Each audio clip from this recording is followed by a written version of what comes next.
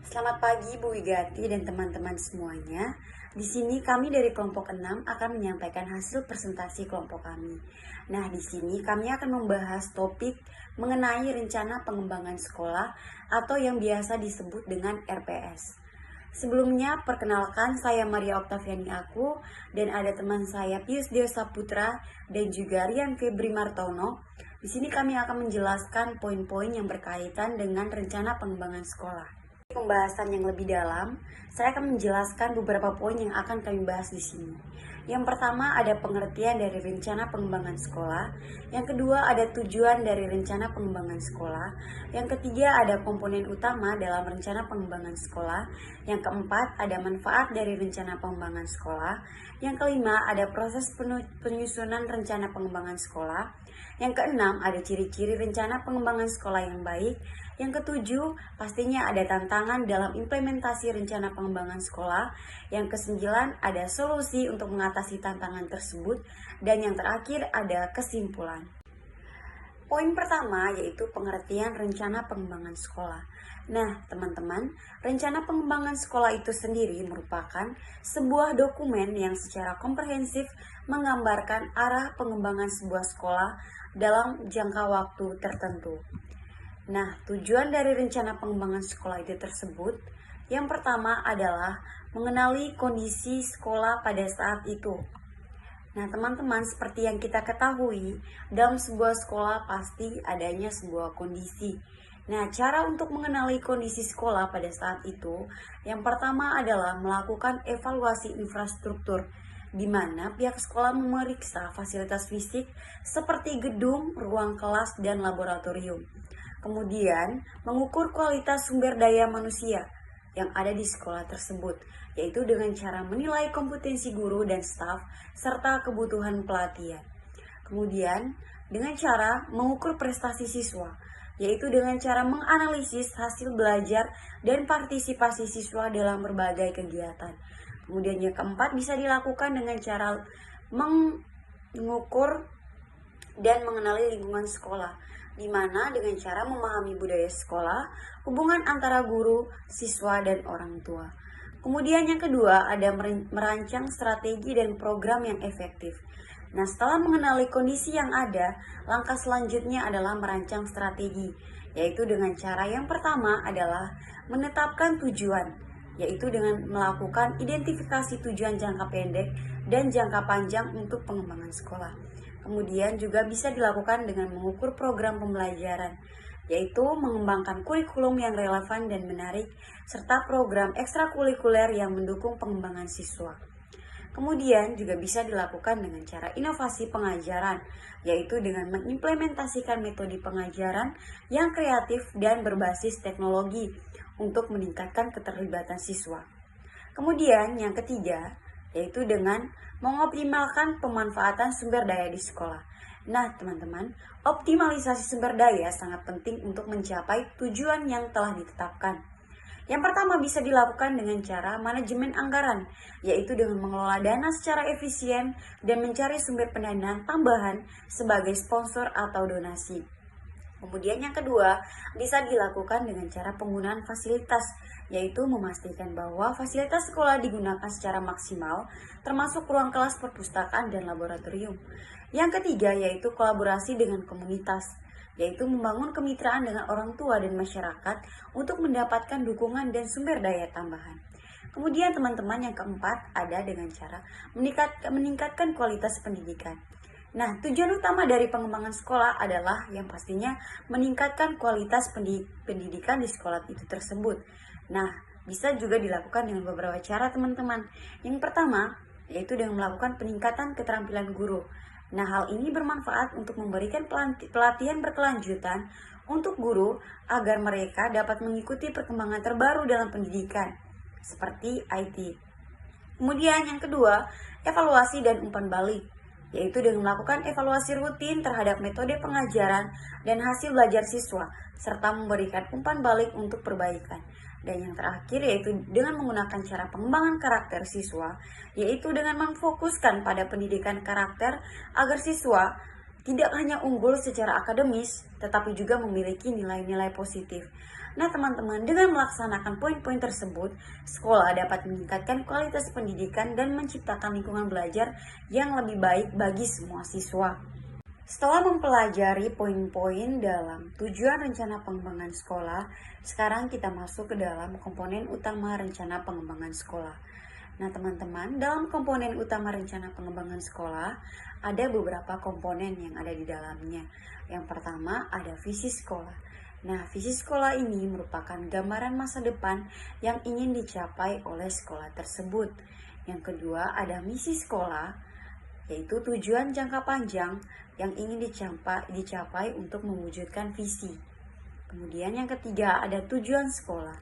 Nah, tujuan ini lebih spesifik dan teratur yang harus tercapai dalam jangka waktu tertentu. Yang keempat, ada analisis SWOT atau SWOT, yaitu kajian terhadap kekuatan, kelemahan, peluang, dan ancaman yang dihadapi sekolah. Yang kelima, ada strategi. Strategi ini merupakan langkah-langkah yang akan diambil untuk mencapai tujuan tadi.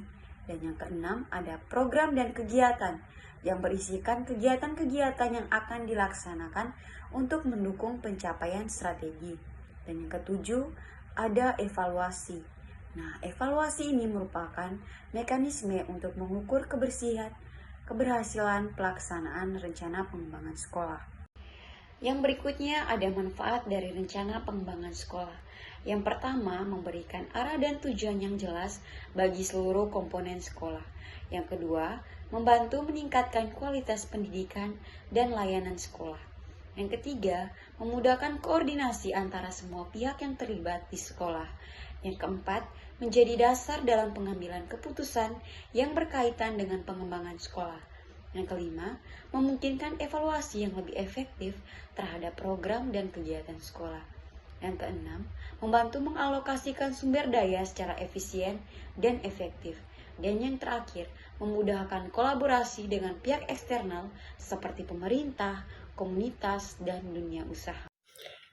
Baik, di sini saya akan menjelaskan terkait dengan proses penyusunan RPS. Yang pertama itu ada analisis situasi sekolah, yaitu langkah awal adalah untuk melakukan analisis kondisi internal dengan eksternal sekolah. Analisis internal mencakup sumber daya manusia, sarana prasarana, kurikulum, serta prestasi sekolah. Sedangkan analisis internal melibatkan faktor sosial, ekonomi, dan budaya di sekitar lingkungan sekolah. Metode yang sering digunakan adalah analisis SWOT atau analisis SWOT yang meliputi strengths, weakness, opportunities, threats. Yang kedua itu ada perumusan visi, misi, dan tujuan sekolah.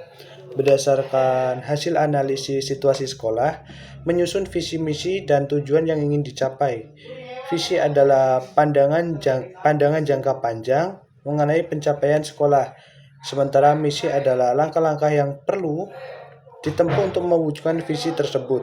Tujuan sekolah harus spesifik, terukur, dan dicapai dengan relevan, dan memiliki kerangka waktu SMART. Yang ketiga itu ada penentuan sasaran dan strategi pengembangan, yaitu dalam tahap ini sekolah menetapkan sasaran yang lebih spesifik dari tujuan umum. Sasaran ini harus relevan dan misi dan visi sekolah. Setelah sasaran ditetapkan, dirancang strategi pengembangan yang mencakup program dan kegiatan operasional untuk mencapai sasaran tersebut. Yang selanjutnya itu ada pembentukan tim penyusun RPS. Sekolah membentuk tim yang terdiri dari kepala sekolah, wakil kepala sekolah, guru, komite sekolah, dan perwakilan dari masyarakat atau orang tua siswa. Tim ini bertugas untuk menyusun atau mengkoordinasikan dan mengawasi implementasi sekolah. Yang selanjutnya ada partisipasi stakeholder, yaitu proses penyusunan RPS memerlukan partisipasi aktif dari berbagai pihak terkait guru, staf, siswa, dan orang tua. Keterlibatan ini stakeholder bertujuan agar rencana disusun dapat mengakomodasi aspirasi dan harapan seluruh pihak serta meningkatkan komitmen bersama dalam pelaksanaannya. Yang selanjutnya itu ada penyusunan program dan kegiatan. Berdasarkan visi, misi, tujuan, sasaran, dan strategi. Tim penyusun merancangkan program dan kegiatan spesifik yang dapat mendukung pencapaian sasaran program ini, meliputi aspek akademik, pengembangan karakter, kegiatan ekstrakurikuler, manajemen, dan pengelolaan fasilitas sekolah. Yang selanjutnya ada penyusunan anggaran dan sumber daya. Setiap program memerlukan alokasi anggaran dan sumber daya yang memadai. Oleh karena itu, pada tahap ini disusun rencana anggaran yang mencakup kebutuhan dana, sumber yang diperlukan untuk setiap program. Sumber dana dapat berasal dari anggaran pemerintah, komite sekolah, atau sumber lainnya. Yang terakhir itu ada evaluasi atau laporan. Evaluasi dilakukan untuk mengukur keberhasilan program berdasarkan indikator-indikator yang telah ditentukan sebelumnya. Hasil evaluasi digunakan untuk mengetahui kekuatan dan kelemahan program serta untuk memberikan masukan bagi perencanaan di masa mendatang. Hasil evaluasi biasanya disampaikan kepada pihak-pihak terkait seperti komite sekolah atau dinas pendidikan. Baik, selanjutnya agar efektif RPS harus memiliki karakteristik atau ciri-ciri yang jelas dan spesifik. Yang pertama itu ada berorientasi pada peningkatan kualitas pendidikan. RPS harus berfokus pada upaya peningkatan mutu pendidikan yang dapat diukur secara objektif. Hal ini berarti bahwa program dan kegiatan yang direncanakan harus bertujuan untuk meningkatkan kualitas pembelajaran, baik dari segi akademik maupun karakter siswa. Yang kedua itu berbasis analisis kebutuhan. RPS disusun berdasarkan kebutuhan nyata dari sekolah yang diperoleh melalui analisis situasi seperti analisis SWOT atau melalui data evaluasi kinerja sekolah sebelumnya.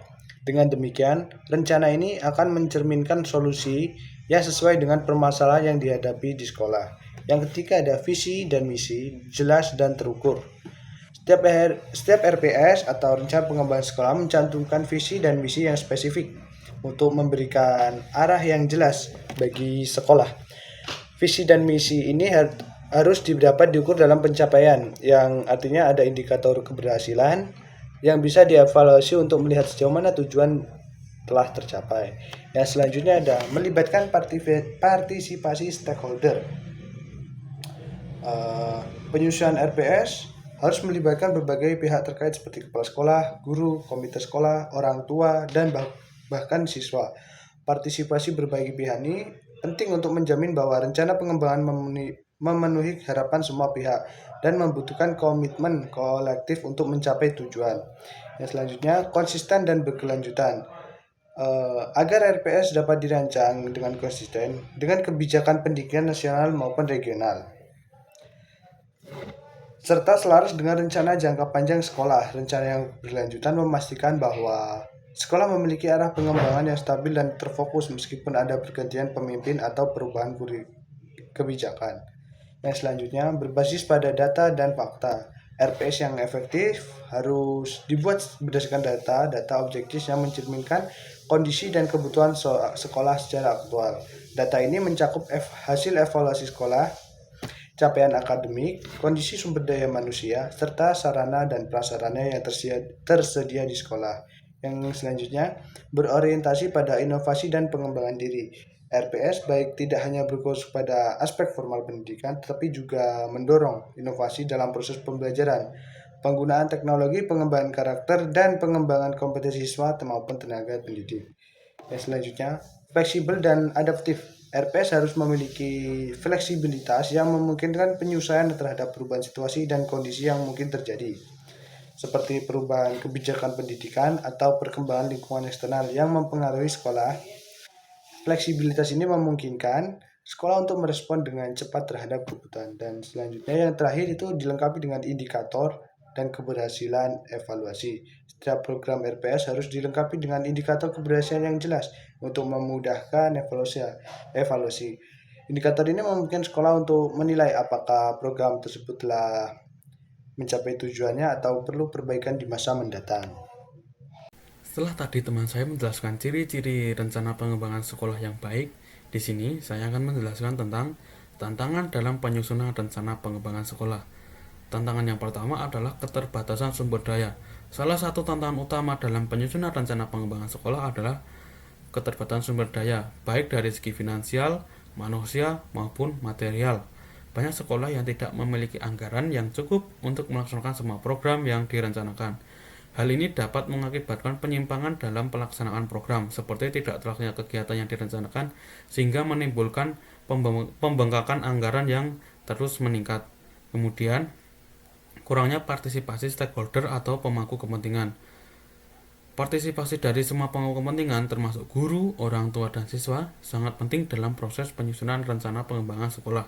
Namun, seringkali terdapat kurangnya keterlibatan dari pihak-pihak ini yang dapat menyebabkan rencana yang disusun tidak mencerminkan kebutuhan dan harapan semua pihak. Kemudian masalah yang terakhir adalah ketidakjelasan visi dan misi. Visi dan misi sekolah harus jelas dan terukur, baik dari jangka pendek maupun jangka panjang, sehingga menjadi panduan dalam menyusun rencana pengembangan sekolah.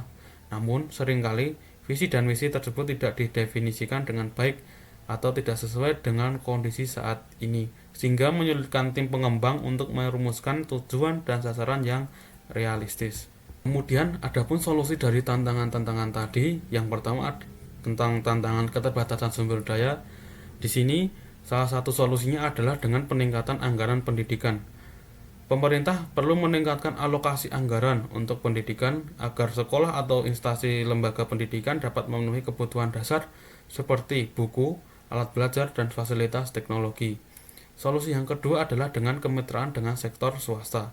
Sekolah dapat menjalin kerjasama dengan perusahaan untuk mendapatkan dukungan finansial atau sumber daya seperti perangkat teknologi dan pelatihan bagi guru-guru. Kemudian solusi yang ketiga adalah dengan penggunaan sumber daya secara kreatif. Sekolah bisa berbagi fasilitas seperti perpustakaan atau laboratorium dengan sekolah lain untuk memaksimalkan penggunaan sumber daya yang ada. Kemudian masalah yang kedua adalah kurangnya partisipasi stakeholder atau pemangku kepentingan. Solusi dari masalah ini adalah dengan melakukan program keterlibatan orang tua. Program keterlibatan orang tua salah satunya dengan cara mengembangkan program yang melibatkan dalam kegiatan sekolah seperti pertemuan inti atau rutin secara sosial untuk meningkatkan partisipasi mereka dalam proses pendidikan. Kemudian, solusi yang kedua adalah dengan pelatihan komunikasi. Melatih staf sekolah dalam komunikasi efektif dengan orang tua tentu membangun hubungan yang lebih baik dan meningkatkan keterlibatan mereka. Kemudian masalah yang ketiga adalah ketidakjelasan visi dan misi. Adapun caranya, yang pertama adalah dengan reformulasi visi dan misi. Sekolah harus melibatkan seluruh pemangku kepentingan untuk merumuskan visi dan misi yang jelas dan terukur, sesuai dengan kondisi kebutuhan saat ini maupun dari jangka pendek kemudian jangka panjang. Solusi yang kedua adalah dengan sosialisasi visi dan misi. Setelah dirumuskannya visi dan misi tadi, penting untuk mensosialisasikan visi dan misi ini kepada seluruh komunitas sekolah agar semua pihak memahami tujuan rencana pengembangan sekolah secara bersama-sama. Setelah tadi membahas dari pengertian rencana pengembangan sekolah sampai solusi dan tantangan rencana pengembangan sekolah, selanjutnya di sini yang terakhir adalah dengan kesimpulan. Rencana pengembangan sekolah atau RPS merupakan proses strategis yang bertujuan untuk meningkatkan kinerja dan kualitas pendidikan di suatu lembaga. Dalam menyusun rencana pengembangan sekolah terdapat beberapa tantangan yang harus dihadapi. Salah satunya adalah dengan keterbatasan sumber daya, partisipasi stakeholder yang kurang, dan visi dan misi yang tidak jelas. Nah, pentingnya RPS ini terletak pada kemampuannya untuk menjembatani kesenjangan antara kondisi saat ini dan tujuan masa depan yang diinginkan. Rencana pengembangan sekolah harus disusun secara sistematis dan melibatkan semua pemangku keputusan untuk memastikan bahwa semua aspek pendidikan diperhatikan dengan pendekatan yang partisipatif dan transparan, serta berfokus pada misi yang sekolah yang telah dirumuskan. Rencana pengembangan sekolah dapat menjadi alat yang efektif dalam mencapai tujuan pendidikan yang lebih baik. Keberhasilan dalam pelaksanaan rencana pengembangan sekolah akan berkontribusi pada peningkatan prestasi akademik maupun non-akademik siswa, serta menciptakan lingkungan belajar yang lebih baik. Mungkin sekian dari presentasi kelompok kami. Terima kasih.